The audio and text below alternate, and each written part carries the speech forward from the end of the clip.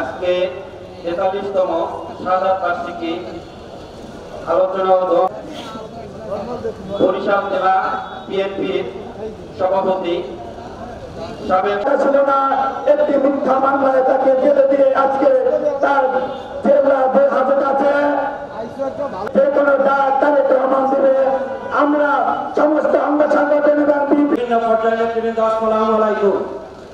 আমরা বাংলাদেশ স্বাধীনতার শহীদ রাষ্ট্রপতি জিয়াউর রহমান বাংলাদেশ জাতীয়তাবাদী দল কেজিলামি উপহার দিয়েছেন। আলোচনা করতে দাঁড়িয়েছি শহীদ রাষ্ট্রপতি জিয়াউর রহমানের জন্ম না হলে এদের বিভিন্ন উপজেলা থেকে আগত নেতৃবৃন্দ অঙ্গ সংগঠনের সম্মানিত নেতৃবৃন্দ আসসালামু আলাইকুম।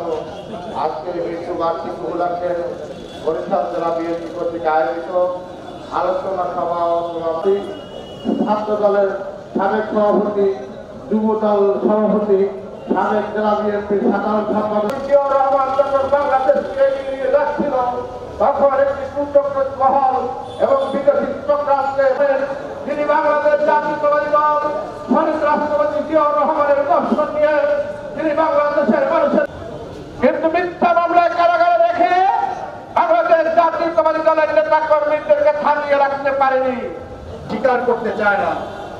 তারা বলে শহীদ রাষ্ট্রপতি জিয়াউর রহমান পাঠক। আরে ভাই, পাঠক আর ঘোষকের মধ্যে পার্থক্য কতটুকু? 67 আসন আওয়ামী লীগ পেয়েছিল।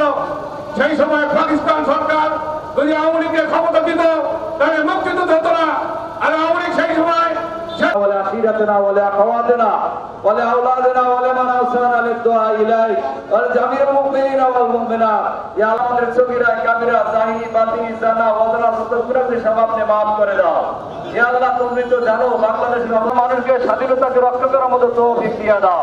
ইয়া আল্লাহ, আমাদের নেতা আল মুরসালিন আলহামদুলিল্লাহি রাব্বিল আলামিন লা ইলাহা ইল্লাল্লাহু মুহাম্মাদুর রাসূলুল্লাহ।